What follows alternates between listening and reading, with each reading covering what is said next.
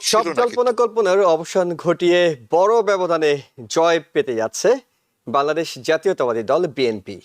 সংসদে তাদের প্রতিদ্বন্দ্বী জামাতকে যে ব্যবধানে তারা হারাচ্ছে তা ইঙ্গিত দিচ্ছে আগামী দিনে বাংলাদেশের রাজনীতিতে মানুষ বিএনপিকে একক ক্ষমতার অংশীদার করছে, অর্থাৎ একক ক্ষমতা দিতে যাচ্ছে, যেই ক্ষমতায় তারা রাষ্ট্রীয় নানা প্রত্যাশা কিংবা যে প্রতিশ্রুতিগুলো দিয়েছিল সেই প্রতিশ্রুতিগুলো পূরণের পথে তারা দৃঢ়ভাবে হাঁটতে পারবে। এখন পর্যন্ত ভোটের ফলাফলে বড় ধরনের চমক খুব একটা নেই, অর্থাৎ যেটি আগে আলোচনায় ছিল যে হয় বিএনপি একক সংখ্যাগরিষ্ঠতা পাবে অথবা তাদেরকে খুব হাড্ডাহাড্ডি লড়াইয়ের মুখোমুখি হতে হবে, কিন্তু যে অপশনটি অর্থাৎ জামাতের যে প্রত্যাশিত আসন সেটি আসেনি। জয়ের বিষয় তো আসেনি, বরং প্রত্যাশিত আসন তারা হয়তো 70টি 100টির কাছাকাছি আসনের কথা বলছিল, সেটির এখন পর্যন্ত কোনো ইঙ্গিত পাওয়া যাচ্ছে না। যেটি ইঙ্গিত পাওয়া যাচ্ছে বিএনপি সরকার গঠন করতে যাচ্ছে, এবং বিএনপি সরকার গঠন করতে যাচ্ছে, বিএনপির সরকার কেমন হবে, নির্বাচন কেমন হয়েছে, জনগণের প্রত্যাশা উৎসবমুখর সবকিছু কতটা প্রত্যাশিত হয়েছে, সেসব বিষয় নিয়ে আলোচনা করব টিভিএন 24 নিউজ নেটওয়ার্কের বিশেষ এই আয়োজন আওয়ার ডেমোক্রেসি স্পেশাল অনুষ্ঠানে। আপনাদের সাথে আছি আমি ইহসান জুয়েল। আমাদের সাথে আলোচক হিসেবে যুক্ত হচ্ছেন সিনিয়র সাংবাদিক, কলাম লেখক ও প্রাবন্ধিক হাসান ফেরদৌস। আমাদের সাথে যুক্ত হচ্ছেন লং আইল্যান্ড ইউনিভার্সিটির প্রফেসর ডক্টর শওকত আলী। আমাদের সাথে যুক্ত হচ্ছেন সেন্ট মেরি কলেজ ইন্ডিয়ানার ডক্টর মোহাম্মদ আলাউদ্দিন এবং সাংবাদিক মিজানুর রহমান। আপনাদের সবাইকে স্বাগত জানাচ্ছি। প্রফেসর ডক্টর শওকত আলী কিছুক্ষণের মধ্যে আমাদের সাথে যোগ দিচ্ছেন, বাকি তিনজন এর মধ্যে যোগ দিয়ে দিয়েছেন। আমরা এর মধ্যেই মোটামুটি জল্পনা কল্পনাগুলোর অবসান হয়ে গিয়েছে ধরা যেতে পারে। আমরা দেখছি যে কারা সরকার গঠন করতে যাচ্ছে এটি নিশ্চিত। তবে আলোচনা শুরুর আগে একটু নির্বাচন পরবর্তী সময়ে বড় দুটি দলের পক্ষ থেকে যে প্রতিক্রিয়া দেওয়া হয়েছে সেখানে তারা খুব ছোটখাটো কারচুপির কথা বলছেন। হাসান ফেরদৌস, জামাতের পক্ষ থেকে বলা হয়েছে যে কোনো কোনো জায়গায় ছোটখাটো কারচুপি হয়েছে, তবে তারা ছোটখাটো কোনো বিষয় নিয়ে কথা বলতে চান না, তারা একসাথে জনগণের রায়কে মেনে নিয়ে এগিয়ে যেতে চান। অন্যদিকে বিএনপির পক্ষ থেকে বলা হয়েছে কোথাও কোথাও ভোটের ফলাফল দেরি করে দেওয়ার উদ্দেশ্য ছিল তাদের প্রার্থীকে পিছিয়ে দেয়া কিংবা বিএনপির প্রার্থীকে পরাজিত করে জামাতের প্রার্থী জয় ঘোষণা করা এবং এর মাধ্যমে ব্যবধানটা কমিয়ে আনা। কিন্তু যেভাবে নির্বাচনটি হয়েছে, এর আগের 12টি নির্বাচন দেখার সুযোগ হয়েছে, ত্রয়োদশ জাতীয় সংসদ নির্বাচনে জনগণের প্রত্যাশা কতটা পূরণ হয়েছে বলে আপনি মনে করছেন? অনেক ধন্যবাদ জুয়েল। হ্যাঁ, সবার আগে আসো আমরা বাংলাদেশকে অভিনন্দন জানাই, বাংলাদেশের মানুষকে অভিনন্দন জানাই। নিরাপদে নির্বিঘ্নে নির্বাচন সম্পন্ন হয়েছে। আমরা কি ভেবেছিলাম এই অনুষ্ঠানে আমরা শুনেছি, আমরা সেই ভয়ের কথা, নির্বাচন হবে না, নির্বাচন হলেও নির্বাচনের ফলাফল ভণ্ডুল হয়ে যাবে ইত্যাদি কত রকম গল্প শুনেছি আমরা। সমস্ত গল্পের অবসান ঘটিয়ে মোটামুটি এমন কোন বড় কারচুপি হয়নি, এমন কোন বড় দুর্ঘটনা ঘটেনি যে কারণে নির্বাচনের ফলাফল আমরা প্রত্যাখ্যান করব। দুটি প্রধান দল, দুটি প্রধান জোট বিএনপি এবং জামাত উভয় মোটামুটি ভাবে সন্তোষ প্রকাশ করেছে। বাংলাদেশের রাজনীতিতে অংশগ্রহণকারী দলগুলি সন্তোষ প্রকাশ করবে অভাবিত ব্যাপার, সে অভাবিত ঘটনাই ঘটেছে। উভয় পক্ষই, উইনিং পার্টি এবং লুজিং পার্টি বলছে খুব ভালো হয়েছে। আমরা এও দেখেছি যে এই প্রথমবারের মধ্যে একজন পরাজিত প্রার্থী অভিনন্দন জানাচ্ছে না তার বিপরীত পক্ষের বিজয়ী প্রার্থীকে, অভাবিত ব্যাপার। ফলে আমার বিবেচনায় একটা আনপ্রেসিডেন্টেড ঘটনা ঘটেছে বাংলাদেশে। 24-এর বিপ্লবের পর যে প্রত্যাশা জন্ম নিয়েছিল আমাদের গত 15 মাসে, গত 1.5 বছরে ক্রমান্বয়ে সেই প্রত্যাশা অনেকটা মিয়ে এসছিল। আমাদের মনের মধ্যে অস্বস্তি জাগছিল, ভয় জাগছিল, কি হয় কি হয়। বিশেষ করে যেখানে আমরা জানি যে একটি দল, বিশেষ করে একটি সরকার বলতে পারি আমরা, বিদেশি শক্তি বলতে পারি আমরা, অ্যাক্টিভ ছিল এই নির্বাচনকে বিপর্যস্ত করবার। সকল বাধা অতিক্রম করে, সকল চেষ্টাকে অগ্রাহ্য করে নির্বাচন হয়েছে। ফলে প্রথম কথা হচ্ছে আসো আমরা এটাকে ওয়েলকাম করি, স্বস্তি প্রকাশ করি, আনন্দ প্রকাশ করি। কেন? কারণটা হচ্ছে এই যে উভয় দলই বা উভয় জোটই বলতে পারি আমরা বাংলাদেশের অধিকাংশ মানুষকে রিপ্রেজেন্ট করছে, অধিকাংশ মানুষের আশা আকাঙ্ক্ষাকে রিফ্লেক্ট করছে, এবং তারাই এই নির্বাচনের পরে নতুন সরকার গঠন করবে। এই অনুষ্ঠানে আমি গতকালও বলেছি, দুদিন আগেও বলেছি, রাফলি এই হচ্ছে নির্বাচনের ফলাফল। জনমত জরিপ থেকে পাচ্ছি আমরা।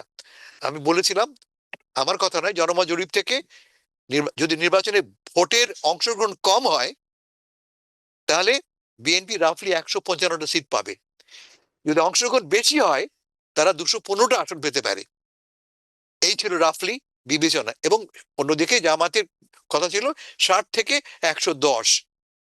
এগুলো ডিপেন্ড করছে কি পরিমাণ লোক অংশগ্রহণ করছে। আমরা এখন পর্যন্ত কি জানি, রাফলি 50% হয়তো ভোট হয়েছে। যদি বেশি ভোট হয়ে থাকে বা ভোট হয় তাহলে ফল কিন্তু ক্রমান্বয়ে বদলাবে এবং বিএনপির ভোটের সংখ্যা, বিজয়ের সংখ্যা বাড়বে।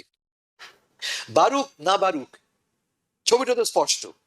সেটা কি, যে বিএনপি বা বিএনপি জোট নির্বাচন উত্তর সরকার গঠন করতে যাচ্ছে। কেমন সরকার হবে, রাফলি রূপরেখা আমরা পেয়েছি। আমরা জানি তারা কি করতে চায়, তাদের কি কমিটমেন্ট আমরা জানি। অর্জিত হবে কিনা সে বিতর্ক পরে করবো আমরা। উভয় দলের পক্ষ থেকে আমরা স্পষ্ট রূপরেখা পেয়েছি আমরা। সেই ভিত্তিতে আমি বলতে পারি যে বাংলাদেশ অনেকদিন পরে জেনে শুনে সামনে পা বাড়াতে যাচ্ছে। কেমন সরকার হবে, কেমন পরিবর্তন বাংলাদেশে আসবে, তার একটা আগাম রূপরেখা আমরা অলরেডি পেয়ে গেছি আমরা। এবং এই রূপরেখাটি আমার বিবেচনায় একটি স্বস্তির ছবি আমাকে দিচ্ছে। আমি শেষ কথাটা বলি, যে ভয় ছিল জামাত ক্ষমতায় আসতে পারে, আমরা সবাই জানি শেষ 7 দিন বা 10 দিন বাংলাদেশে বিশেষ করে সোশ্যাল মিডিয়াতে প্রচন্ড গুঞ্জন ছিল জামাত ক্ষমতায় এসে যাচ্ছে বলে। জামাত যে যায়নি তার কারণটা কি, বাংলাদেশের মানুষ এখনো ভুলে যায়নি কিন্তু এই জামাত 71-এ কি করেছিল। সেই জামাতকে যে ক্ষমতায় আসা দেওয়া হয়নি, আমার বিবেচনায় এটি একটি স্বস্তির খবর। Thank you. মানে এই ক্ষেত্রে হাসান ফেরদৌস আপনার কাছে কি মূল ফ্যাক্টর হিসেবে কাজ করেছে 71-এর ভূমিকা, এটি মনে হচ্ছে? না, তা নয়। Clearly BNP is more acceptable, জনগণের কাছে অধিক গ্রহণযোগ্য একটি দল। ওকে। বিএনপি বলতে কি বোঝাই আমরা, দুটো জিনিস। একটা হচ্ছে বিএনপির মাঠ পর্যায়ের কর্মী, মাঠ পর্যায়ের নেতা, এবং বিএনপির জাতীয় পর্যায়ের নেতা। এটা মাথায় রাখতে হবে। আমরা কি দেখেছি, আমি হয়তো এর আগে ব্যাখ্যাটা হয়তো করেছিলাম আমরা, তা হচ্ছে যে এই মুহূর্তে বাংলাদেশ একটা বড় রকমের লিডারশিপ ভ্যাকুয়ামের মধ্যে আছি আমরা। কোনো বড় নেতা নেই, কোনো একক নেতৃত্ব নেই, কোনো একক পার্সোনালিটি নেই যাকে দেখে বলে এই তো এই আমার নেতা হতে পারে। মাঠ থেকে চলে গেছেন আওয়ামী লীগের নেতা, চলে গেছেন বিএনপি নেত্রী, কেউ নেই। সেই ভ্যাকুয়ামে কিন্তু উঠে এসছে তারেক রহমান। মাথায় রাখতে হবে যে নির্বাচন আমাদের দেশে, সব দেশে কিন্তু অলওয়েজ ড্রিভেন বাই পার্সোনালিটিস, সবসময় ব্যক্তিত্ব দ্বারা পরিচালিত হয়। এই কে কার 30 দফা, কার 25 দফা আমরা পড়িও না, জানিও না, আমরা তাকিয়ে থাকি তার দিকে যে লোকটি আমার নেতা। তারেক রহমান কিন্তু এই নির্বাচন পূর্বকালে শেষ 1 মাসে দেখেছি আমরা নেতা হয়ে উঠেছেন তিনি। দেশের লোক তাকে নেতা বলে এমব্রেস করছে, সে কারণেই জেতার কারণ।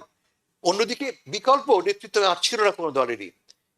শফিকুর রহমান সাহেব ভালো বলেন, নির্বাচনের মাঠে তিনি মাঠ জমিয়েছেন, এতে কোনো সন্দেহ নেই। কিন্তু আমরা এও জানি যে জাতীয়ভাবে সমর্থন গার্নার করবার জন্য যে ব্যক্তিত্ব প্রয়োজন জাতীয়ভাবে, লয়ালিস্টদের মধ্যে নয়, জাতীয়ভাবে সেই ব্যক্তিত্ব তার ছিল না। তার প্রমাণ নির্বাচনের ফলাফল। সেই জন্যই তারেক রহমান বিএনপি জিতেছে। আমি এটাকে ওয়েলকাম করছি। ওকে, আমি একটু মিজানুর রহমান আপনার কাছে জানতে চাই, তারেক রহমান 70 বছর ছিলেন না বাংলাদেশে, তার কাটানোর সময় মাত্র 1 মাস 18 দিন। এই 1 মাস 18 দিনেই তিনি প্রধানমন্ত্রীর দায়িত্ব নিতে যাচ্ছেন। ধরে যদি নিই আমরা যে তিনি দলের প্রধানের দায়িত্বে থাকবেন না, তিনি প্রধানমন্ত্রীর দায়িত্বে যাবেন, তাহলে তিনি এসে প্রথম দিন যে বলেছিলেন আই হ্যাভ এ প্ল্যান, সেই প্ল্যানটা কি তাহলে বাংলাদেশের মানুষ অ্যাকসেপ্ট করলো? এটি কি জনরায়ে প্রকাশ হলো? মিউট করা আছেন আপনার, জি মিউট করা আছেন। জি আমরা শুনতে পাচ্ছি, এখনো মিউট আছেন আপনি। ওকে, আমি এই প্রশ্নটি নিয়ে ডক্টর মোহাম্মদ আলাউদ্দিন আপনার কাছে যেতে চাই। সেটি হলো, তারেক রহমানের এই 1 মাস 18 দিনের যাত্রায় তিনি বাংলাদেশের মানুষের কাছে গ্রহণযোগ্যতা পেয়েছেন, এটি নিয়ে কি এখন আর নতুন করে কোনো প্রশ্ন করার সুযোগ আছে? জনরায় তো তার কাছেই গিয়েছে। এখানে আসলে বেশ ধন্যবাদ জুয়েল। আজকে প্রথমত হচ্ছে যে হাসান ভাইয়ের সাথে একটু আমি গলা মিলিয়ে একটু আগে বলতে চাই যে বাংলাদেশের সেই ইতিহাসে এটি একটা অন্যতম নির্বাচন। বিশেষ করে কোনো প্রাণহানির ঘটনা বা কোনো খবর এখন পর্যন্ত পাওয়া যায়নি। তো আমি সেই দিক থেকে বলবো এটা একটি ঐতিহাসিক নির্বাচন, এবং এই নির্বাচনে স্থানীয় পর্যায় থেকে শুরু করে জাতীয় পর্যায়ে যারা নির্বাচনে প্রতিদ্বন্দ্বিতা করেছেন তাদের যে টোন, তাদের যে বক্তব্য, এই বক্তব্যগুলো বাংলাদেশে নতুন ধারার রাজনীতির একটা আপনার হচ্ছে একটা বার্তা দিচ্ছে, সেটি অনেক বেশি আশাব্যঞ্জক। এখন আপনি যে প্রশ্নটা করেছেন, আমার কাছে যেটি মনে হয় প্রথমত হচ্ছে যে আমি নির্বাচনের রেজাল্ট যেভাবে ফলো করছি বা আপনারা যেভাবে বলছেন, এখনো তো আসলে ইভেন বেসরকারি ভাবেও আপনার যে নির্বাচনের ফলাফলটা সেটি কিন্তু এখনো ক্লিয়ার হচ্ছে না, কিন্তু আপনার নানা ধরনের ধোঁয়াশা রয়ে যাচ্ছে। তো আপনারা যে নিশ্চয়তা দিয়ে বলছেন, আমি বলবো যে আমার কাছে মনে হচ্ছে একটু হলেও আমাদের অপেক্ষা করা উচিত। অফিসিয়াল রেজাল্টের ব্যাপারে একটু মানে হচ্ছে যে একটু আমার কাছে মনে হচ্ছে একটু স্পেস বা রুম রাখা খুবই প্রয়োজন। মানে আশার জায়গা এখনো আছে, জামায়াতের আশা এখনো টিকে আছে বলে মনে করছেন আপনি? না, জামাতের আশা টিকে থাকা না থাকার বিষয় না, কারণ আমার কাছে যেটি মনে হচ্ছে যে নির্বাচনের যে ধারায় বেসরকারি রেজাল্টটা পাবলিশ করা হয়, যেটি রিটার্নিং অফিসার যখন আপনার হচ্ছে যে ডিক্লারেশন দেন, সেই ডিক্লারেশনটাকে আমরা হচ্ছে যে বেসরকারি রেজাল্ট হিসাবে ধরে নিই। কিন্তু আপনি যদি খেয়াল করে থাকেন, আপনি কোন সরকারের কোনো ওয়েবসাইটে আপনার হচ্ছে যে কোনো ট্র্যাকার নেই, আপনার মিডিয়াগুলো হচ্ছে যে আপনার ইলেকট্রনিক এবং হচ্ছে যে আপনার প্রিন্ট মিডিয়া এবং অনলাইন পোর্টালগুলো সব জায়গায় আপনার নানা ধরনের তথ্য দেয়া আছে। আর সোশ্যাল মিডিয়াতে কি হচ্ছে সেটা আমি ধরেন দূরেই রাখলাম। ওকে। তো আমার কাছে যেটি মনে হচ্ছে যে এই জায়গায় আমাদের সুনিশ্চিতভাবে বলাটা, আমার কাছে মনে হচ্ছে যে goes against the official or at least the বেসরকারি রেজাল্টস। এখন এই জন্য হচ্ছে আমি এই জায়গায় আমি একটু রিজার্ভেশন রাখবো। তবে আমি যেটি বলবো যে তারেক রহমান যখন দেশে আসছেন, উনি ওনার আসার উপলক্ষে যে একটা উচ্ছ্বাস মানুষের ভিতরে কাজ করেছিল, বিশেষ করে বিএনপির নেতাকর্মীদের মধ্যে, সেটা আবার পরবর্তী এক ধরনের আপনার হচ্ছে যে হতাশাও দেখা গিয়েছে নানাভাবে। উনি দেশে আসছেন, এটা বাংলাদেশের রাজনীতি, বিশেষ করে আপনার ইলেকশন সামনে রেখে এটা একটা অসাধারণ একটা মুভমেন্ট ছিল, কোনো সন্দেহ নেই। কিন্তু আমি যদি আপনার যেভাবে আপনার বিএনপির যে নির্বাচনী যে ইশতেহার এবং যে বক্তব্যগুলো, যে ক্যাম্পেইন তারা করেছেন, আমি এটা মনে করি না যে সেখান থেকে এমন আপনার হচ্ছে খুব অ্যাট্রাকটিভ কিছু জাতির জন্য উনি উপহার দিয়েছেন এবং তারা হুমড়ি খেয়ে ওনাকে ভোট দিয়েছেন, আমি সেটি মনে করব না। আমি মনে করব হ্যাঁ, বিএনপির একটা বিশাল সাপোর্ট বেজ আছে এবং সেটি অস্বীকার করার সুযোগ নেই। তাদের অনেকগুলো রিজন আছে যেখানে হচ্ছে তারা একচেটিয়া হিস্টোরিক্যালি তারা ভোট পেয়ে আসতেন, সেটার একটা রিফ্লেকশন পাওয়া গেছে। আরেকটা বিষয় হচ্ছে যে এখানে একটা আপনার যদি বিএনপির 7-8 দলীয় জোটও হয়ে থাকে, এখানে আরেকটা দল আছে প্রচ্ছন্নভাবে, সেটি অনেক সময় আমরা হচ্ছে ইগনোর করি। বাট আমি বলবো যে আওয়ামী লীগের যে একটা আপনার হচ্ছে আপনার ভোট বেস, যেটি আওয়ামী লীগকে নির্বাচন করতে দেওয়া হয়নি, তো তাহলে সেই ভোটাররা কোথায় গিয়েছে? সেখানে আপনি যদি কিছু ক্যালকুলেশন করেন, আপনি দেখবেন যে একটা সংখ্যক ভোটার তারা ভোট দিতে যাননি, তারা হচ্ছে যে যেহেতু আওয়ামী লীগ ইলেকশন করছেন, এবং আরেকটা অংশ ভোট দিয়েছেন। তো তাদের ভোটগুলো কোথায় যাবে? তাদের ভোটগুলো অ্যাপারেন্টলি আপনার হচ্ছে জামাতে যাবে না, সেটা বিএনপিতে যাবে। তো আমার কাছে যেটা মনে হচ্ছে যে বিএনপির যেই আপনার হচ্ছে ধানের শীষের যে ভোটের যে ক্যালকুলেশন, যে statistics, you can not avoid calculating that part as well. তো আমি বলবো যে তার নিজস্ব ভোট বেস, তারপরে আওয়ামী লীগের পক্ষ থেকে একটা অংশের সাপোর্ট, এই জিনিসগুলো আমার কাছে মনে হচ্ছে যে পজিটিভলি তার ওভারঅল রেজাল্টে কন্ট্রিবিউট করেছে।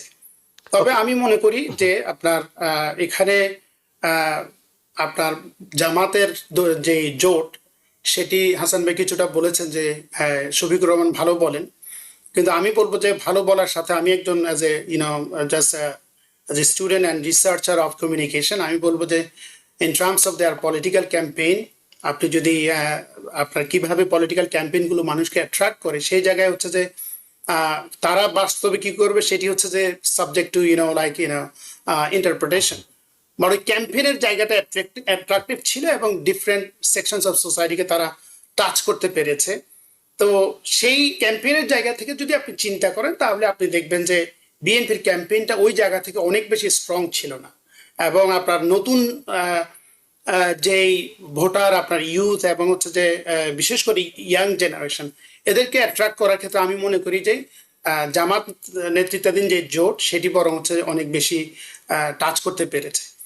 তবে আমি ওভারঅল যেটা লাস্ট যেটি বলতে চাই সেটি হচ্ছে যে আপনার নির্বাচনে কে জিতবে সেটি নিয়ে আপনার অনেকগুলো আমরা জরিপ দেখেছি, নানা ধরনের ক্যালকুলেশন দেখেছি। কখনো মনে হয়েছে আপনার সেখানে হচ্ছে যে আপনার বিএনপি নেতৃত্বাধীন জোট হচ্ছে যে আপনার জয়লাভ করছে, কখনো জামাতের। কিন্তু আমাদের অনেকের ক্যালকুলেশন ছিল এরকম যে এখানে হার জিত যেটি হোক সেটি একটা মোটামুটি একটা মার্জিনে গিয়ে সেটি হবে। তো সেটি আমরা বলতে পারবো যখন আমরা অফিসিয়াল রেজাল্টটা পাবো। এবং আমি জানি হয়তো আগামীকাল ইলেকশন কমিশন তো বলেছে পরের দিন 10টার মধ্যে সমস্ত রেজাল্টগুলো তারা অফিসিয়ালি পাবলিশ করবে। ওকে, আমি একটু সাংবাদিক মিজানুর রহমান আপনার কাছে জানতে চাই, সেটি হলো যেটি বলা হচ্ছিল হাড্ডাহাড্ডি লড়াই হবে, সবাই এমন একটি আভাস দিচ্ছিলেন। এমনকি বিএনপির অনেক নেতাকর্মীর সঙ্গে যখন কথা হচ্ছিল তারাও কিন্তু জয়ের ব্যাপারে, এরকম নিরঙ্কুশ জয় কিংবা এতটা ব্যবধানের জয়, সেই ব্যাপারে তারা নিশ্চিত করে কিছু বলতে পারছিলেন না। হাড্ডাহাড্ডি লড়াই, আমাদের সাংবাদিকরা এই আভাসটি দিচ্ছিলেন, জরিপগুলো এই আভাসটি দিচ্ছিলেন, সেটি হলো না কেন? আপনার কাছে কি মনে হয়? ধন্যবাদ আপনাকে। আমরা 3 আলোচক আছি এই আলোচনায়। আমি জুয়েল সাহেব একটা জিনিস প্রথমে বলতে চাই, সেটা হলো যে কার কি অবস্থান এখন, কোন দল কতটুকু ভোট কতটা আসনে জয়লাভ করেছেন, এইটুকু আমি একটু উল্লেখ করতে চাই। সেটা যদি উল্লেখ করতে যাই, আমার হাতে এখন যেটুকু আছে, বেসরকারিভাবে বিএনপি পেয়েছে 167, 167, দাঁড়িপাল্লা পেয়েছে 63, আর আপনার শাপলাকলি পেয়েছেন 6, স্বতন্ত্র 8, এবং অন্যান্য মিলিয়ে যেটুকু দেখলাম তাতে ধরেন আপনি যেই জোটের বিষয়গুলো বলছেন, জরিপের বিষয়গুলো বলছেন, আমরা যদি নিরপেক্ষভাবে জরিপগুলাকে মূল্যায়ন করি, দলীয় বিবেচনা না করে, আপনি রয়টার্স থেকে শুরু করে, টাইম থেকে শুরু করে, আমি আমাদের দেশীয় যে পত্রপত্রিকাগুলো আছে মানে সবগুলা যদি বিবেচনা করি, সবগুলোতেই রেজাল্টটা ছিল কিরকম, যে বিএনপি 200 থেকে তার বেশি আসন পেতে পারে। আমি সম্ভবত এ পর্যন্ত যতগুলো নির্বাচনী জোট দেখেছি, জরিপ দেখেছি, তাতে একটা মাত্র জরিপে আমি দেখেছি, সেটা হলো যে হাড্ডাহাড্ডি লড়াই হবে। আর প্রতিটা জরিপে দেখা গেছে, প্রতিটা জরিপে বিএনপি 60% থেকে শুরু করে 70-80 পর্যন্ত দেখা গেল যে মানুষ বিএনপি এবং বিএনপির মিত্রকে ভোট দিবে। তা যদি আমরা বিবেচনা করি, সেই জরিপগুলোর দিকে যদি চোখ রাখি, তাহলে এখানে বলার কোনো সুযোগ নেই যে হাড্ডাহাড্ডি লড়াই হবে। সেই কারণেই কোনো হাড্ডাহাড্ডি লড়াই হয়নি। আমি আপনাকে যে জরিপগুলোর কথা বলছি সেটা যদি আপনিও একটু স্মরণে রাখেন, তাহলে আজকের যে ফলাফলটা, সেই ফলাফলটা আমরা দেখতে পাবো।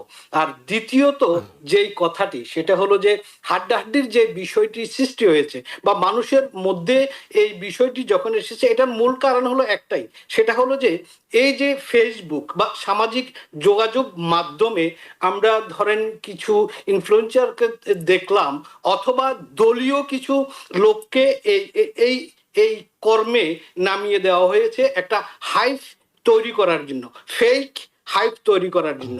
সেই ফেক হাইপ যেটা, সেটাই আমরা নির্বাচনের ভোট দেওয়ার আগ পর্যন্ত সেটা আমরা দেখতে পেলাম। কিন্তু বাস্তবতা হলো বাংলাদেশের মানুষ আপনার ধর্মকে ভালোবাসে, ধর্ম অন্ধ বাংলাদেশের মানুষ নয়। তারা একটা মধ্যমপন্থার রাজনীতি বা গণতন্ত্রকে তারা ভালোবাসে। সেটাই আমরা লক্ষ্য করলাম যে এবারের এই নির্বাচনে। আমি ধরেন আমাদের দেশে সর্বশেষ যেই সুষ্ঠু নির্বাচন যদি আমরা ধরি 91, 96, 2008, এর পরে আর কোনো নির্বাচন হয়েছে মানুষ ভোট দিতে পেরেছে সেটা আমাদের চোখে পড়ে নাই। অনেক দিন পরে, ধরেন 19 বা 25 বছর পরে বাংলাদেশের মানুষ সুষ্ঠুভাবে, কোনো বাধাহীনভাবে ভোট দিতে পেরেছে, নিজের আকাঙ্ক্ষা, নিজের মতামত ব্যক্ত করতে পেরেছে। এর চেয়ে ভালো খবর আর কোনো কিছু হতে পারে না। আমাদের দেশকে নিয়ে আমরা সব সময় ধরেন নেগেটিভ চিন্তা ভাবনা করি। আজকের এই নির্বাচন প্রমাণ করেছে যে বাংলাদেশের গণতন্ত্রের জয় হয়েছে, বাংলাদেশের মানুষের জয় হয়েছে, বাংলাদেশের যেই ধরেন শঙ্কা ছিল সেই শঙ্কা দূরীভূত হয়ে একটা সুন্দর বাংলাদেশের দিকে আমরা এগিয়ে যাচ্ছি। আর যে জিনিসটি বলবো সেটা হলো যে তারেক রহমানের যেই নেতৃত্বের কারিশমার পাশাপাশি কতগুলো জিনিস বিবেচনায় রাখতে হবে। সেটা হলো যে দেখেন, বিএনপিকে যিনি নেতৃত্ব দিয়েছেন এই 16-17 বছরের দুঃশাসনে যিনি সবচেয়ে বেশি নিগৃহীত হয়েছেন সেই বিএনপি নেত্রী বেগম খালেদা জিয়া ঠিক নির্বাচনের পূর্ব মুহূর্তে মৃত্যুবরণ করেছেন। মানুষের মধ্যে ধরেন বিএনপির প্রতি দুর্বলতা ছাড়াও বেগম খালেদা জিয়ার প্রতি একটা দুর্বলতা আছে, সেগুলো এই নির্বাচনে কাজ করেছে বলে আমার কাছে মনে হয়। সবচেয়ে বড় কথা হলো যে মানুষ স্বাধীনভাবে ভোট দিতে পেরেছে, মুক্ত পরিবেশে ভোট দিতে পেরেছে, এত উৎসব মুখর পরিবেশে ভোট দিয়েছে বাংলাদেশের মানুষ, তাতেই মনে হচ্ছে বাংলাদেশের মানুষের জয় হয়েছে, গণতন্ত্রের জয় হয়েছে। আমরা চাই গণতান্ত্রিক এই ধারাটি অব্যাহত থাকুক। যারা নির্বাচনে যারা প্রতিশ্রুতি দিয়েছেন সেই প্রতিশ্রুতি তারা বাস্তবায়ন করুক, এই প্রত্যাশাই থাকবে। জি, প্রফেসর ডক্টর শওকত আলী, আপনার কাছে প্রশ্ন করতে চাই, সেটা হলো যে তারেক রহমান দেশে ফেরার পরে সবচেয়ে বেশি যে সমালোচনার মুখোমুখি তিনি হয়েছেন, যে তিনি অনেকে বলছিলেন জনগণ থেকে বিচ্ছিন্ন, কারণ তিনি 17 বছর দেশের বাইরে ছিলেন, এবং আরো কিছু সমালোচনা তারেক রহমান কেন্দ্রিক এসেছিল। কিন্তু এই রায়ের ফলে তিনি কি পাশ করলেন? মানে আপনার বিবেচনা কি হলো যে সেই সমালোচনাগুলো মিথ্যে, সেটি কি প্রমাণিত হলো? তিনি গণমানুষের নেতা হয়ে উঠতে যাচ্ছেন? প্রথমে কংগ্রাচুলেশন যারা এই নির্বাচনটা করেছে, বিশেষ করে ডক্টর মোহাম্মদ ইউনূস, বর্তমান সরকার, এবং গণতান্ত্রিককামী মানুষ যারা প্রথম থেকে লড়াই করে আসছে, 17 বছর থেকে লড়াই করছে, তারা সবাই বিজয় হয়েছে। জনগণ বিজিত হয়েছে, দেশটা বিজয় লাভ করেছে, পতিত হয়েছে ফ্যাসিস্ট। এটা হলো মূল কথা। তারেক রহমান তো আর নতুন নেতা না। তারেক রহমান লন্ডন থেকেই তিনি তার নেতৃত্ব দিয়েছেন। আমি কয়েকদিন আগেও বলেছি যে রিফর্মের কথা যেটা করেছে বর্তমান সরকার, আমি শুনেছি 90 কোটি টাকা খরচ করে। এই রিফর্মের এই বিষয়গুলো কমপক্ষে 5-7 বছর আগে তিনি যে লন্ডন থেকে 31 দফা দিয়েছিলেন তার ভিতরেই রয়েছে। এমনকি সেখানে এই কথাও রয়েছে যে দ্বিকক্ষ বিশিষ্ট শুধু এই যে সংসদ হবে তা না, এমনকি প্রয়োজন বোধে প্রদেশ করা হবে, মানে ডিসেন্ট্রালাইজ করা হবে। সব কথাগুলো মোরালেস ছিল। আনফর্চুনেটলি আমি বিএনপির এক্ষেত্রে তাদের দুর্বলতার কথা উল্লেখ করব, যে তারা 31 দফার এই বিষয়গুলো, এই রিফর্মের বিষয় তারা কখনো প্রচার করতে ঠিক যেভাবে করা উচিত ছিল সেটা তারা করতে ব্যর্থ হয়েছে। ফলে লোকে জানে না এই রিফর্মের ফাউন্ডেশনটা কিন্তু তারেক রহমানের ওখান থেকে বা বিএনপির যারা behind the scene intellectual group তারা কিন্তু এটা করেছিলেন। এবং এটা ডক্টর আপনার এই যে কি বলে আমাদের ওই যে একটা জোট করেছিল, আপনার ওই যে জোটে এরা 8-9 জন পাশ করে গেল, কি একটা নাম ছিল আমি ভুলে গেলাম ওনার। কোন নির্বাচন? এই যে আগের নির্বাচন যেটা হয়েছিল, যেখানে ডক্টর কামাল হোসেনের নেতৃত্বে যেটি হয়েছিল, ডক্টর কামাল হোসেনের নেতৃত্বে যে একটা ধাপ্পাবাজি হয়েছিল, সেখানে কিন্তু তারেক রহমানের এই রিফর্মের প্রশ্নটা ছিল। তো বিভিন্ন কারণে এই জিনিসগুলো প্রচার হয়নি তখন, কিন্তু ফাউন্ডেশনটা উনি দিয়েছিলেন। 1 নম্বর। 2 নম্বর হলো যে পুরো দলটাকে তিনি এক করে রেখে দিয়েছিলেন। ম্যাডাম বেগম খালেদা জিয়া, যাকে আমি বলি শহীদ খালেদা জিয়া, মানে পলিটিক্যাল ডে টু ডে অপারেশনের অভাবে এই দলটা ভেঙে যাওয়ার জন্য সমস্ত রকম করা হয়েছে, টোপ দেওয়া হয়েছে, অর্থ দেওয়া হয়েছে, মানুষকে ঋণ খেলাপিও বানিয়েছে এই সুযোগে যাতে দলটা ভাঙে। মাঝে মাঝে কাউকে জেলখানায়ও নেওয়া হয়েছে বিএনপির পক্ষ থেকে, এবং উল্টোপাল্টা কথাবার্তা তাদের মুখ দিয়ে বলানো হয়েছে। তারপরেও এই দলটাকে তিনি টিকিয়ে রেখেছেন। অন দি আদার হ্যান্ড দেখেন, প্রায় 10-12 হাজার যারা অ্যাটলিস্ট জেলা পর্যায়ে বড় বড় নেতা ছিল বহিষ্কার করা হয়েছে। চাঁদাবাজি হোক, দুর্নীতি হোক, খুন মামলা, এগুলো করা হয়েছে। তো ফলে তার নেতৃত্ব নিয়ে আমার মনে হয় না যে কখনো কোনো সংশয়। কিছু লোক হাইপি তৈরি করেছিল যে বিএনপি এটা হয়েছে ওটা হয়েছে। শোনেন, আমার দৃঢ় বিশ্বাস তারেক রহমান আগে যাচ্ছিল তার থেকে এইবার নির্বাচনে ইনশাল্লাহ গভর্নমেন্ট তৈরি করলে উনি অনেক শক্তিশালী হবে। দলের বিরুদ্ধে শান্তি শৃঙ্খলার ব্যাপারে ডেফিনেটলি তিনি স্ট্রং হবেন। হঠাৎ করে আমি যে কথাটা বলেছি যে একটা মানুষের, আমরা মুসলমান হিসেবে 40 দিন আমাদের যে শোক কাতর বলে যে ফ্যামিলির নিয়ম আছে, উনি কিন্তু সেই সুযোগটা পাননি। উনি পরের দিনই মাঠে নেমে গেছেন। কিছু এদিক ওদিক হতে পারে, আর তিনি কিন্তু কারোর সাথে, ভদ্র ঘরের ভদ্র সন্তান, সব জায়গায় আমি বলেছি, চিল্লা বিল্লা করে কথাবার্তা বলে না, আমরা বলি ভদ্রভাষে যে বলেছে। সামান্য কিছু আমিরে জামাতের বিষয় নিয়ে কিছু বলেছেন, আমিরে জামাতও কিছু কিছু বলে, এটা হচ্ছে কম, মানে ইটস এ সিম্পল থিং। একটা এত বড় আপনার 13 কোটি ভোটার, এত কোটি কোটি মানুষের দেশে প্রত্যেকদিন 2-4টে করে কথাবার্তা বলে এটা কিছু বলা হয় না, কিন্তু তিনি এটা তো সম্পূর্ণ জামাতের আমিরকে নিয়ে কিছু বলেননি, ব্যক্তিগতভাবে বলেননি, দল হিসেবে বলেছেন বিভিন্ন ভূমিকা দল নিয়ে। হিসেবে বলেছেন, মানে correct, দল ব্যক্তিগত হিসেবে আক্রমণ এটা তারেক বলেছেন। রহমানকেও জামাতের আমির করেননি, তাই তো? না, করেননি, মানে বিষয়টা হচ্ছে ওই যে বেশ বিক্রি করার বিষয়টি অ্যাকচুয়ালি কথা হয়েছিল। আমি মনে করিনি যে এটা আমিরে জামাত কাউকে বলেছে বা তারেক রহমান এটা মিন করেছে ঠিক সেইভাবে। তো এই নিয়ে একটু কথাবার্তা হয়েছে, এটা ভেরি সিম্পল। শোনেন, এই দুটো দলকে আমার পজিশন ভেরি ক্লিয়ার।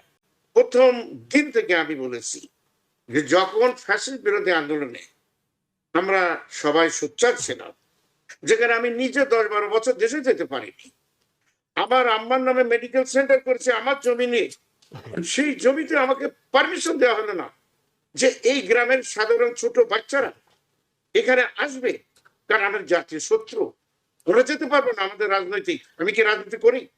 আমি একজন অর্থনীতির ছাত্র, অর্থনীতিবিদ বলতে পারবো। আমরা তো তাদেরও হেল্প করার চেষ্টা করেছি, কিন্তু মূর্খতা এই কখনো দেশের মানুষকে মানে না। আমি অত্যন্ত আনন্দিত যে চিরতরে তারা বহিষ্কৃত যুদ্ধ হয়নি। গত রাত্রিও আমি বলেছি 70,000 দলবল নিয়ে তারা ইন্ডিয়াতে রয়েছে, মাপ চেয়ে, জনগণের কাছে মাপ চেয়ে, আর এসে বিচারের আগে জেলখানাতে হাজির হও। যে কষ্ট দিয়ে দুর্ভোগ দেওয়ার কোনো প্রয়োজন ছিল না, তারা করেছে, তারা পতিত হয়েছে। তারেক রহমানের নেতৃত্ব, আপনার জামাতে আমিরে জামাত ডক্টর শফিকুর রহমানের প্রজ্ঞা, ধৈর্য এবং মানুষের প্রতি গণজাগরণ তৈরি করার জন্য যে গণতন্ত্রের বিজয় হয়েছে, ইনশাল্লাহ আমরা এটা ধরে রাখতে পারবো। এবং তাদের দুইজনের নেতৃত্বে খুবই সফল। তারা এটা বের করেছে নতুন ভোটার, নারী ভোটারের কথা আমি আর কি বলবো, মানে আমি জীবনে কখনো এত নারী ভোটার আমি দেখিনি। তো এখন নারীর বোরকার ভিতরে যে মহিলা আসছে ভোটার, তিনি যে জামাতকে ভোট দেবেন বা বিএনপি ভোট দেবেন এটা না। তবে মিজান একটা কথা, সুন্দর কথা বলছে। মিজান, মেনি থ্যাঙ্কস, অনেকদিন পরে টক শোতে পেয়েছি। মিজান খুব সুন্দর কথা বলে, এমনি ওপেন সেমিনারে। Many thanks. আলাউদ্দিন সাহেব তো দেখে আমি খুব খুশি হচ্ছি। জি, আপনারা সবাই হাসান সুন্দর ভাইয়ের কথা সাথে- বলেন, আপনারা সুন্দর হাসান কথা বলেন ভাইয়ের বলেই। সাথে তর্ক না করলে প্রত্যেক রাত্রে আমার ঘুম আসে না। জি, তো সবাই আমরা উজ্জীবিত, আলহামদুলিল্লাহ। এদেশে একটা গণতান্ত্রিক চিন্তা চেতনার বিকাশ ঘটুক এবং মানে এটা মানে একটা continue প্রশ্ন হোক। করি এটা প্রফেসর রাখার শওকত দায়িত্ব আলী, কিন্তু আপনি আমাদের। দেশে গিয়েছেন কিনা? মানে আপনি বলছিলেন যে দেশে যেতে পারেননি 10 বছর কিংবা না এর না চেয়ে না, লম্বা সময়। আমি তো ভাই 2-3 বার গেছি, শুধু না। এবং যে কথাটা বলছি, সে মেডিকেল সেন্টারটা কন্টিনিউ হয়েছে আমার আম্মার নামে। ওকে, রত্ন গর্ভা মা হামিদা বেগম মেডিকেল ক্লিনিক আমার জমির উপরে, একই জমিতে 6 কোটি টাকা দিয়ে আমি একটা প্রাইমারি স্কুল করেছি। ওকে, গ্রামে তার মানে আমার আওয়ামী স্কুল লীগ ছিল সরকার না। পতনের পরে সেটা অন্তত আওয়ামী একটা লীগ লাভ সরকার আপনার দিইনি। হয়েছে। জুয়েল জি, ভাই আমি বলি, এই জমিটা এত দামের জমি আমি কিন্তু হাসিনাকে দিয়েছিলাম লিখিত ভাবে, কারণ আমার গ্রামে স্কুল নেই। আমি বুঝি নেই গ্রামের বাচ্চাদের ভিতরে বিএনপি জামাত কি থাকতে পারে। আমাকে কিন্তু স্কুলটা দেওয়া হয়নি। জি, এবার যখন স্যার গভর্নমেন্ট আছে, আমি যাওয়ার প্রথম মাসে, 1 মাসের ভিতরে আমি করেছি আমার 8 জন শিক্ষক, 150 ছাত্রছাত্রী। এটা কি আমার জি, ক্ষতি এই হয়েছে? প্রতিষ্ঠানটির জন্য আমাদের আওয়ামী লীগ শুভকামনা থাকলো। বাদশাহেরা আমরা এটাই একটু হাসান করেছে। ফেরদৌস আপনার কাছে যেতে চাই। সেটা হলো যে একটি পক্ষ ভোটের উৎসবে মেতেছিল, অন্য একটি পক্ষ মনে মনে দোয়া-দরুদ পড়ছিল যাতে ভোট কম হয়। অর্থাৎ ভোটার সংখ্যা যত কম দেখানো যায় এটিকেই তারা হয়তো অ্যাচিভমেন্ট হিসেবে দেখানোর চেষ্টা করছে কিংবা করবে সামনের দিনে। এখন পর্যন্ত নির্বাচন কমিশনারের কাছে, নির্বাচন কমিশন সচিবের কাছে প্রশ্ন ছিল সাংবাদিকদের বারবার।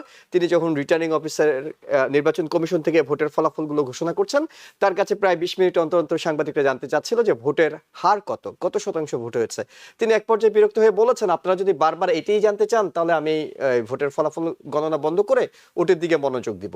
কিন্তু এটি ভোটের ফলাফল পুরোপুরি আসার পরে তারপর আপনাদেরকে বলবো। কিন্তু দুপুর 2টা পর্যন্ত তিনি বলেছেন 47.91%। আমরা ধারণা করছি যে আরো 2 ঘন্টায় বেশ সংখ্যক ভোটারই হয়তো যোগ হবেন। আপনার কাছে জানতে চাই, এর আগে নির্বাচনগুলোর পরিস্থিতি বিবেচনা, আমি নিঃসন্দেহে আপনার কাছে 2014, 18, 24 নির্বাচন সম্পর্কে জানতে চাইবো না, তার আগে নির্বাচনগুলো সম্পর্কে জানতে চাইবো। যে পরিমাণ ভোটার উপস্থিতি হয়েছে সেটি সন্তোষজনক কিনা, কিংবা এই নির্বাচনটি কেউ ভোটার সংখ্যা কম দেখিয়ে এটির যে অর্জন সেটিকে যদি ম্লান করার চেষ্টা করে সেটি কতটুকু টিকবে? আমরা সবাই এখানে কি বললাম, একটা কথা এক বিষয়ে আমরা একমত হয়েছি। আমাদের মধ্যে রাজনৈতিক পার্থক্য থাকতে পারে, মত পার্থক্য থাকতে পারে, একমত হলাম কি, এই উৎসব সফল উৎসব, এই ভোটের আয়োজন সফল আয়োজন। আমরা সবাই বাংলাদেশের জনগণকে অভিনন্দন জানিয়েছি। কেমন এই ব্যাপারে আমাদের কারো কোনো মতভেদ নেই। 1, 2 নম্বর, আমরা জানি এটা কনসার্টেড এফোর্ট ছিল যাতে করে একদল লোক ভোট দিতে না যায়। আমরা দেখেছি কি শেষ সময় ক্যাম্পেইন কি ছিল, নো ভোট নো ভোট, নৌকা ছাড়া ভোট কিসের, ম্যাসিভ ক্যাম্পেইন, দেশের ভেতরে দেশের বাইরে থেকে ম্যাসিভ ক্যাম্পেইন হয়েছে। মূল লক্ষ্যটা কি ছিল আমি আবার স্পষ্ট করে বুঝিয়ে বলি। এই যে নির্বাচন বিরোধী ক্যাম্পেইনটার কারণটা কি? মূল লক্ষ্য হচ্ছে ইউনূস সরকারকে অবৈধ প্রমাণ করা। যে মুহূর্তে ইউনূস সরকার থাকবে না, নতুন সরকার গঠিত হবে, তখন এরা কার বিরুদ্ধে ক্যাম্পেইন করবে, কি কোন যুক্তিতে এরা বিদেশে বসে ষড়যন্ত্র করবে? যেই নির্বাচনটাকে সারা বিশ্ব ওয়েলকাম করবে তার বিরুদ্ধে তুমি দিল্লিতে বসে করো আর নিউ জার্সিতে বসেই করো, তুমি কি ক্যাম্পেইন করবে? তোমার ক্যাম্পেইনে কোনো পা থাকবে না তো। তাই ঘটেছে গোপালগঞ্জে। সবচেয়ে বড় ঘাঁটি কোথায় আওয়ামী লীগের? গোপালগঞ্জ থেকে আমি প্রথম আলো রিপোর্ট থেকে বলছি, আমি সেখানে দুপুর 2টো পর্যন্ত ভোট রাফলি পড়েছে অ্যাবাউট 43%। যদি জাতীয় পর্যায়ে ভোট পড়ে থাকে 47-48%, আর যদি গোপালগঞ্জে 43% পড়ে থাকে, তার মানেটা কি? মানে আপনি শিওর যে এটি 43% গোপালগঞ্জে? এটা প্রথম আলো রিপোর্ট, এটা হ্যাঁ। ওকে, তার মানে সকল হুমকি উপেক্ষা করে, সকল মানে ধমক উপেক্ষা করে, ককটেলবাজি উপেক্ষা করে লোকে ভোট দিতে গেছে। কারণটা কি জয়েল, মাথায় রাখতে হবে, all politics is local politics. আমার গ্রামের আব্দুর রহমান সাহেব ভোটে দাঁড়িয়েছে, আমি ভোট দেবো না? আমি চাই আমার এই লোকটা নির্বাচিত হোক, হয়ে আসুক, এটা আমার লাভ আছে তো। সেই কারণেই নির্বাচনের এই ষড়যন্ত্র সত্ত্বেও নির্বাচন হয়েছে জনগণের অংশগ্রহণে। শেষ কথা বলছি আমি, না এনাফ নয়।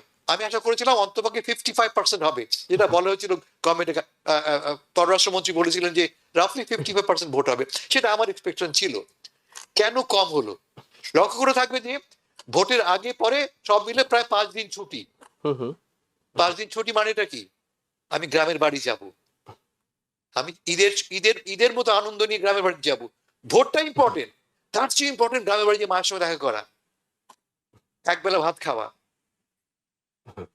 ফলে অনেক লোক গ্রামে গেছে, ভোটের কথা মাথায় রেখে অত ভোট দেয়নি। ঢাকা সব ফাঁকা হয়ে গেছে। আমরা শিওর ঘটেছে, উৎসবটা ঘটেছে বটে, নির্বাচনটা ঘিরে, কিন্তু অনেকে হয়তোবা এই কারণে ভোট দিয়ে উঠতে পারেনি। That doesn't really matter.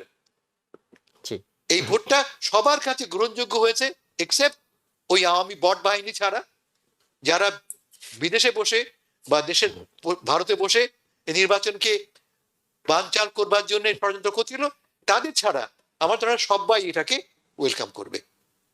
মানে আপনার কথা শুনে আমি নিজে একটু অবাক হচ্ছিলাম যে গোপালগঞ্জে এই বিপুল সংখ্যক ভোট পড়েছে।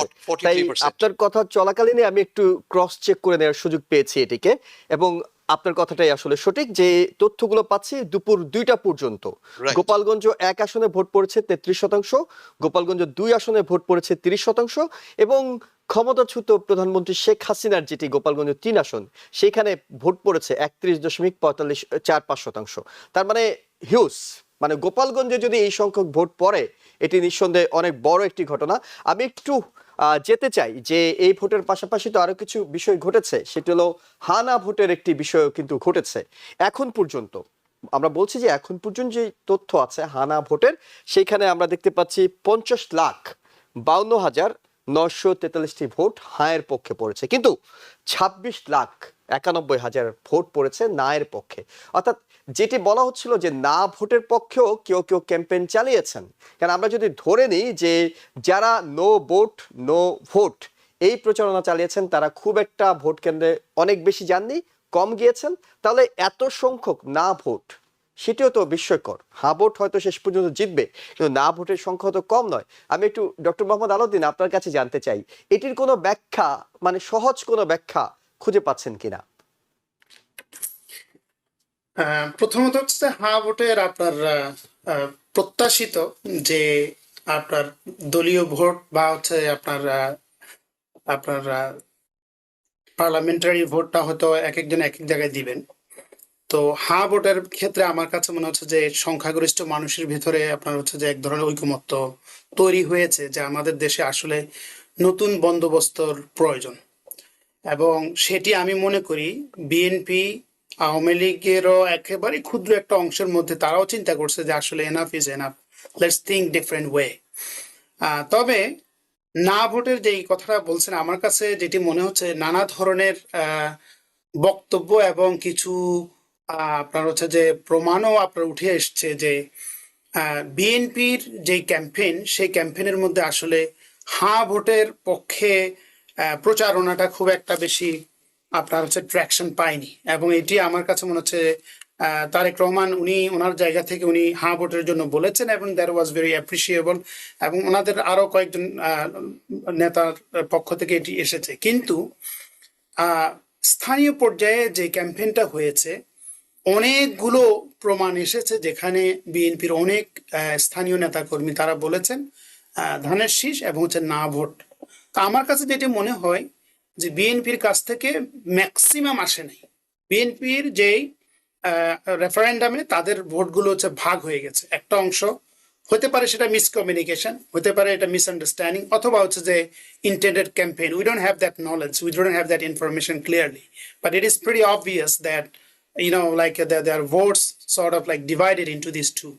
সো আমার কাছে মনে হচ্ছে ওই কারণে আপনার হচ্ছে যে নায়ের ভোট আপনার বেশি। আরেকটা জিনিস আমি এর আগে একটু উল্লেখ করেছিলাম যে বিএনপির ভোটের মধ্যে একটা ছোট একটা সেকশন আছে যেটা হচ্ছে যে যারা আওয়ামী লীগের লোক বিএনপির সাথে একাত্ম হওয়ার চেষ্টা করছেন এবং তারা ভোট দিয়েছেন, তো অ্যাপারেন্টলি তারা নাকে ভোট দিয়েছেন, এবং নায়ের যে ক্যাম্পেইনটা আওয়ামী লীগ করেছে ডিস্টেন্স থেকে এবং বিভিন্ন পরিসর থেকে, সেটার একটা আপনার হচ্ছে যে রিফ্লেকশন বলবো যে না ভোটের ওখানে যে সংখ্যাটা বলছেন, সংখ্যাটা is really significant, you can not just avoid it, ignore it. তো আমি বলবো যে এই এই কয়টা জিনিস আমার অবজারভেশনে মনে হচ্ছে যে এগুলা ইনফ্লুয়েন্স করেছে। ওকে, ডক্টর আলাউদ্দিন আপনার কাছে আরো একটি প্রশ্ন রাখতে চাই, সেটা হলো যে এখন পর্যন্ত আমি দুটি গণমাধ্যমের ফলাফল আমাদের কাছে যদি আমরা দিই, মানে বেসরকারিভাবে নির্বাচিত নিঃসন্দেহে রিটার্নিং অফিসারের কার্যালয় থেকে তারা হয়তো পেয়েছেন, কিন্তু ইলেকশন কমিশনের কার্যালয় থেকে নাও, সেটি হলো যে সময় টেলিভিশন এটি বলছে যে বিএনপি 135টি আসন পেয়েছে, 11 দলীয় ঐক্য তারা 42টি আসন পেয়েছে, এবং এখন টেলিভিশন যদি আমরা দেখি তারা বলছে বিএনপি 148টি, জামাত 54টি আসন পেয়েছে। এখনো কি মানে আপনার কাছে একটু সংশয় আছে যে এখনো আমাদের আরেকটু অপেক্ষা করে তারপর সিদ্ধান্ত নেওয়া উচিত, এমনটি কি মনে হয়? আপনি হচ্ছে দুটো বলেছেন, সময় এবং হচ্ছে যে সময়, দুই সময়ের কথা বলেছেন, কিন্তু আপনি আরো একটা বলেন না, সেটা মানব জমিন, সেটি সম্ভবত দেখাচ্ছে এখন 179। হ্যাঁ, আচ্ছা, তো এই কারণে আমি এই জায়গায় হচ্ছে আমার একটু হচ্ছে যে রিজার্ভেশন, যে আসলে I really hardly I can trust rely on this results, এবং সেটার কিছু প্যাটার্নও আমরা দেখেছি। হ্যাঁ, আমার কথা হচ্ছে যে দেখুন, আমরা এখানে একটা জায়গায় মানে অ্যামেজিংলি উই এগ্রিড আপন যে বাংলাদেশে এরকম একটা ইলেকশন হয়েছে, স্পেসিফিকলি যেগুলো বাংলাদেশের নির্বাচনে সচরাচর ঘটে থাকে সেই জিনিসগুলো ঘটে না। ওই জায়গায় আমরা মোর অরলেস আপনার হচ্ছে এগ্রিড। এবং দুই একটা জিনিস আমি একটু সাথে অ্যাড করতে চাই। ধরেন আপনার 104 বছর বয়সের একজন নারী ভোট দিয়েছেন, 102 বছর বয়সের একজন, তাকে পালকির মতো একটা ইয়ে করে নিয়ে যাওয়া হয়েছে। তো এটা অবিস্মরণীয়, কোনো সন্দেহ নেই। কিন্তু আমার কাছে যেটি মনে হচ্ছে যে প্রথমত নির্বাচন কমিশন বা সরকারের পক্ষ থেকে নির্বাচনের একটা চলমান একটা ট্র্যাকার তৈরি করা হয়নি, যার কারণে আমরা এখন নানা সোর্সের দিকে আমাদের যাওয়া লাগছে। তো আমি বলবো যে আমি গতকালকে আপনার প্রোগ্রামে বলেছিলাম, ডেমোক্রেসি প্রোগ্রামে বলেছিলাম যে আমাদের দেশে রাত হচ্ছে একটু ভয়ানক জিনিস। রাত এমনিই হচ্ছে আপনার হচ্ছে, রাত মানে হচ্ছে ডার্কনেস, রাত মানে হচ্ছে আনসার্টেনটিস।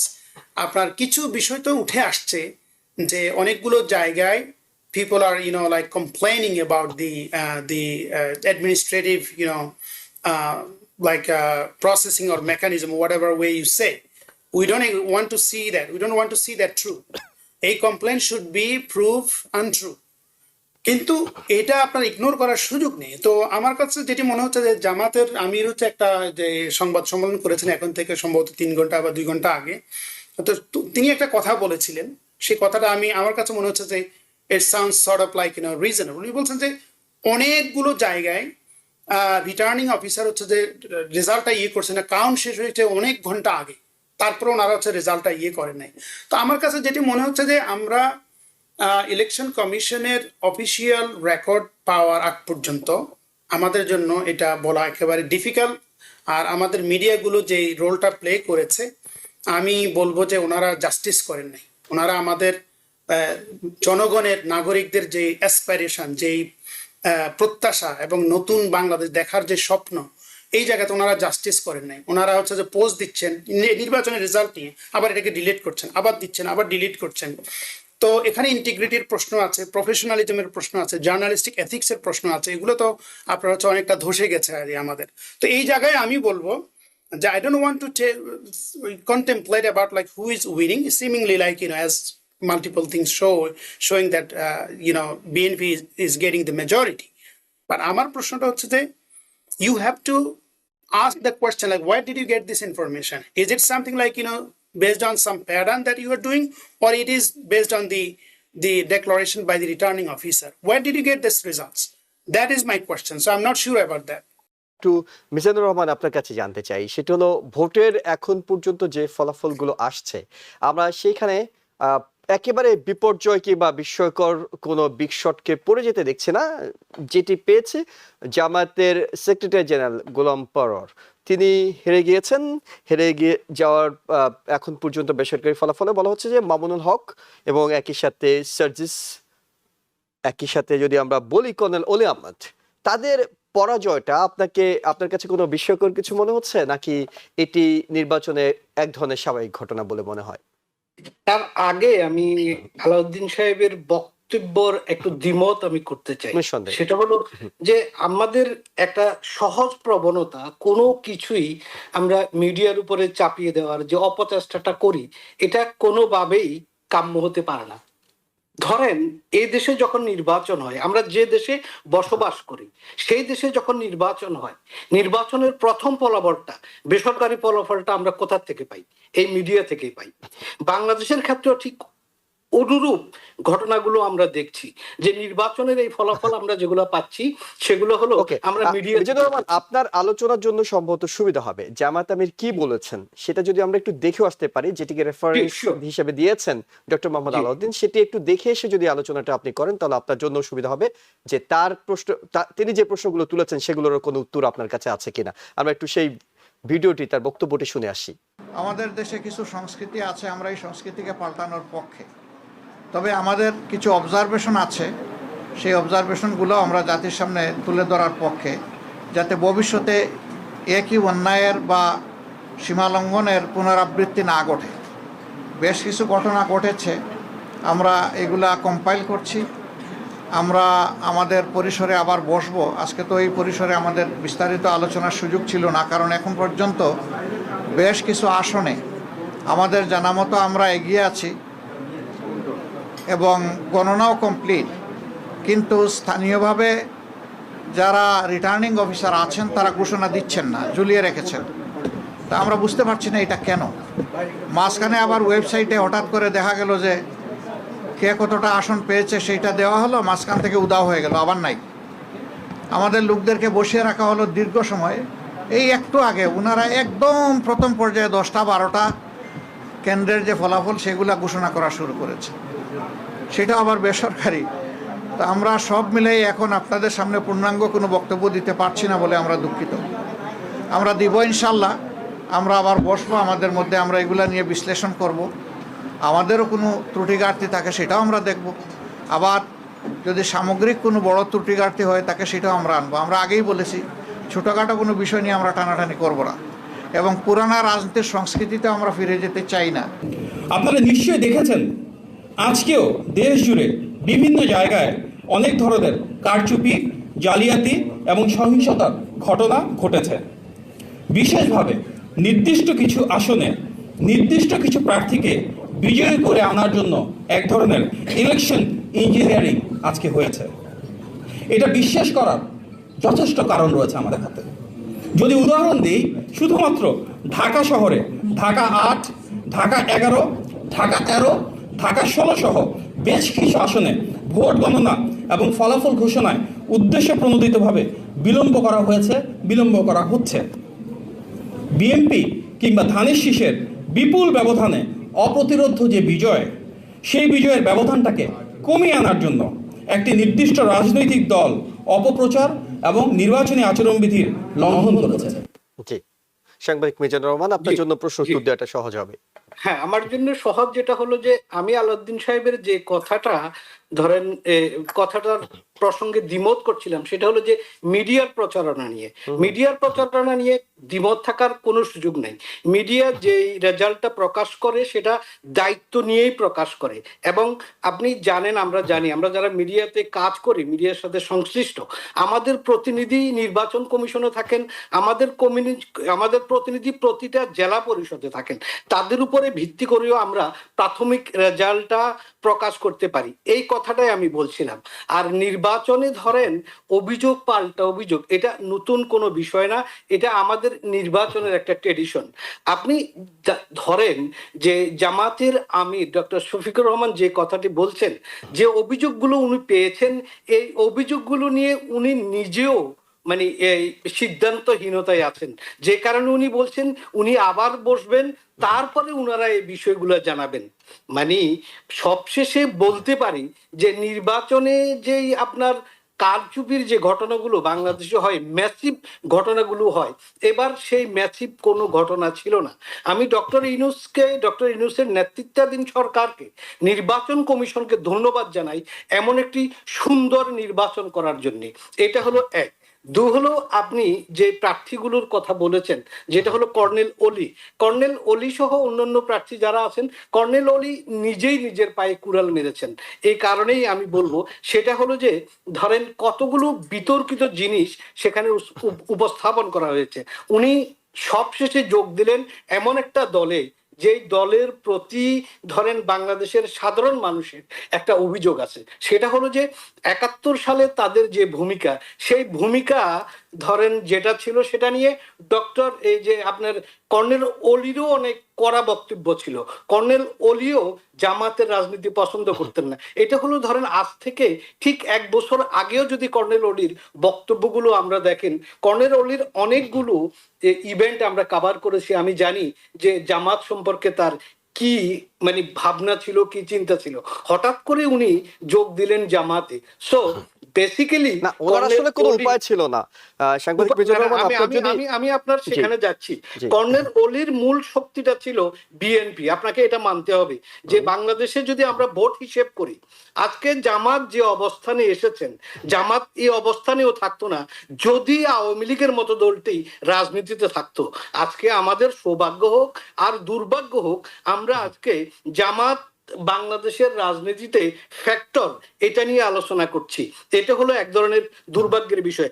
আজকে যদি বাংলাদেশের রাজনীতিতে মানে স্বাভাবিক মানে রাজনীতি হতো, স্বাভাবিক নির্বাচন হতো, সেখানে যদি আওয়ামী লীগের মতো দলও ক্ষমতায় নির্বাচন করার সুযোগ পেত, সেখানে তাদের কি অবস্থানটা হতো? না নিশ্চয়ই জামাত মানে নিয়ে আওয়ামী লীগকে আমাদের ভোট দিতে না পেরে অনেকে মনের দুঃখে জামাতে ভোট দিয়েছে, এমনটি কি আপনার কাছে মনে হয়? জামাত যে সংখ্যক ভোট পাচ্ছে, এই ভোটগুলো তো জামাতকে পছন্দ করে দিচ্ছে, আওয়ামী লীগকে অপছন্দ করে দিচ্ছে, এমনটি কি আপনার কাছে মনে হচ্ছে? না না, এখানে দুটো জিনিস জুয়েল সাহেব। প্রথমত হলো যে ধরেন আমার যে এলাকা, আমি ধরে নিলাম ফেনী 1, সেখানে আমি দেখলাম যে বিএনপির প্রার্থী নির্বাচিত হবেন, যেগুলো আমাদের দেশে কাজ করে। আমি যেহেতু ফেনী 1-এর আসনের প্রার্থী, আমি বলতে পারি ওই ওই ওই এলাকায় আমাকে থাকতে হবে, ওইখানে আমাকে ব্যবসা বাণিজ্য করতে হবে, ওইখানে আমাকে চলতে হবে।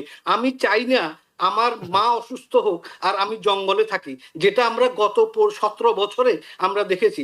আমি চাই না আমার সন্তান এতিম হয়ে যাক, আমি চাই না আমার সন্তানের ভবিষ্যৎ অনিশ্চিত হোক। সেক্ষেত্রে বিষয়টা কি হয়েছে সেটা হলো যে হাসান সাহেব একটু আলোচনা করেছেন যে আপনি বিদেশে বসে ওই যে ট্যাবলেট বিক্রি করবেন, সেই ট্যাবলেট আমি খাবো, সেই ট্যাবলেট আমি গ্রহণ করে আমি সুস্থ হব, আমি ভোট দিতে যাব না। It not gonna be happen in Bangladesh. আমি যেখানে থাকি আমি আমার অবস্থানটা চিন্তা করব।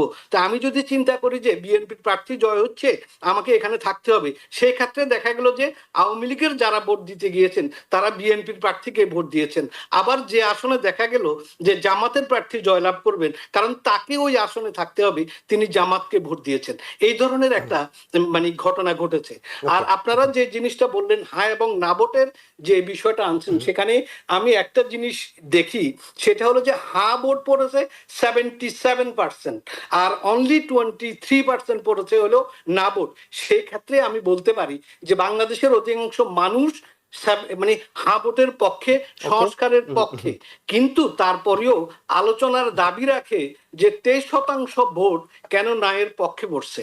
আপনাকে যদি এটা তো ধরেন বিশাল একটা বিষয়, এখানে 4টা মাত্র আপনার এই অপশন দেয়া হয়েছে, 4টা জিনিস উল্লেখ করা হয়েছে যেখানে হ্যাঁ এবং না আপনি দিবেন। কিন্তু বাস্তবিক দেখা গেল এই 4টা হ্যাঁ এবং না যদি আপনি বিশ্লেষণ করতে চান, এখানে 84 ধারা আছে, যেটার হ্যাঁ এবং না এর পক্ষে আপনাকে যেতে হবে। কতগুলো জিনিস আছে সেখানে, জুয়েল সাহেব শেষ করি, কতগুলো জিনিস আছে সেটা হলো যে কনফিউজিং। যেমন আমাদের দেশের ক্ষেত্রে যেমন হলো সমকামিতা, এটা কিন্তু এখানে বৈধতা দেওয়া আছে আপনি হার পক্ষে দিলে, কিন্তু এই জিনিসগুলো শেষ মুহূর্তে যখন মানুষের মধ্যে আসে, আপনাকে আমি শুরুতে বলেছিলাম আমাদের মানুষ ধর্মকে ভালোবাসে, ধর্ম অন্ধ নয়, এই জিনিসগুলো তারা লাইক করে নেয়, যে কারণে হয়তো একটু বেশি ওইদিকে ভোট দিয়েছে। আমরা একটা ব্যাখ্যা পেয়েছি, সময় একদম শেষ। প্রফেসর ডক্টর শওকত আলী, মাত্র 30 সেকেন্ডে আপনার একটা বিশ্লেষণ নিতে চাই। অনেকে বলছেন যে আওয়ামী লীগের যারা ভোট দিতে গিয়েছেন তারা বিএনপি কে ভোট দিয়েছেন বলেই বিএনপি এত বেশি ভোট পেয়েছে। আপনি এই বিষয়টির সঙ্গে একমত নাকি আপনার কোনো দ্বিমত আছে? খুব ছোট্ট করে জানতে চাই, সময় শেষ আসলে। অডিওটা মিউট আছে। আমি এটা বিশ্বাসই করি। Okay, it is not possible. Okay, BNP একটা বড় দল, তৃণমূল পর্যায়ে বড় দল, তার কার ভোটের প্রয়োজন নাই, কারোর সাথে জোটেরও দরকার হয় না। এখানে এই যে ভাই কত রকম যে এই যে মিজান ভাই আমার বলছেন যে মিডিয়া নিয়ে কথা, আলাউদ্দিন সাহেব তো বলছে এখন দ্বিতীয় মত উনি প্রকাশ করছেন, আমাকে তৃতীয় মত প্রকাশ করতে হয়। কিছুদিন আগে আমাদের সাংবাদিক জগতের নক্ষত্র শফিকুর রহমান ভাই মুখের পরে প্রথম আলোর সম্পাদক, যেখানে ডেইলি স্টারের মতে তাদের সামনে বলেছে যে পা চিনেছেন আপনারা কয়েক মাস আগে পর্যন্ত, আবার এই পাচাটা শুরু করছেন তারেক রহমানের। মিডিয়াকে বলেছিলেন ভালো হয়ে যাও, আমরা এটা লক্ষ্য করব। এখন থেকে নতুন করে পাচাটা শুরু হয়েছে, এর মানেটা কি? অভ্যাস রয়েছে চাটা। ফলে এই জিনিসগুলোকে আপনাদের ক্লিয়ার করতে হবে মিডিয়া জগৎকে, যে কতদিন আর এটা করবেন। আলহামদুলিল্লাহ অনেক টেলিভিশন, অনেক রেডিও, অনেক পত্রিকা তারা লাইন বুঝতে পেরেছে। আপনাদের দেখতে হবে যে আপনি কি দলখানা হবেন নাকি আপনি দেশের পক্ষে, যেটা বলা হয় ইন্ডিয়ার পত্রিকা গুলোকে আমরা দেখি। আবার দ্বিতীয় কথা হলো যে আমরা যে দল জনগণ কর্তৃক নির্বাচিত হয়েছে, গ্রহণ করা হয়েছে তাদের বিরুদ্ধে বেশি যেন নাকশ প্রকাশ না করি। তার মানেটা কি জানেন?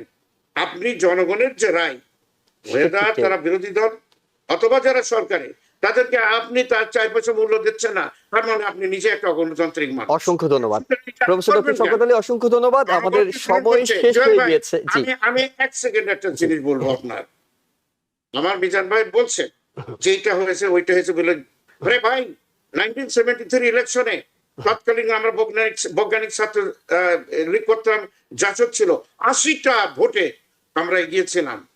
শেখ সাহেবের সময় 7 জন ছিল declared, including Abdur Rashid engineer. Sheikh সাহেব কি গ্রহণ করছিল?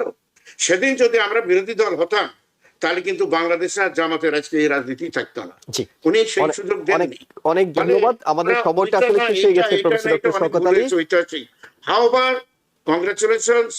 আমি টিবিএন কেও বলি যে টিবিএন 5-7 বছর আগে থেকে যখন ওনাকে আমাকে গ্রহণ করতো না, মনে করতে কি বলতে না কি বলে হাসিনা কি, সেখানে টিবিএন আমাদেরকে এই ফর্মটা দিয়েছে। বিশেষ করে আমাকে কখনো মুখটাকে ছোট করে অসংখ্য বলতে ধন্যবাদ। বলিনি। আমরা আসলে আমি দর্শকদেরকে practically এই আমি তথ্যগুলোই appreciate তুলে করি ধরার আপনাদের চেষ্টা ভূমিকা। করি। Professor doctor Thank you. Shawkat Ali, Hasan Ferdous, doctor Mohammad Alauddin এবং মিজানুর রহমান, আপনাদেরকে অসংখ্য ধন্যবাদ। আমাদের আজকে সারাদিন ধরে এই আলোচনাটা চলবে। পরের ঘন্টায় অর্থাৎ বিকেল 5টায় আবারও আমরা ফিরছি নতুন আলোচকদের সাথে নতুন আলোচনার বিষয় নিয়ে। চোখ রাখুন টিভিএন 24 নিউজ নেটওয়ার্কের পর্দায়। ভালো থাকবেন।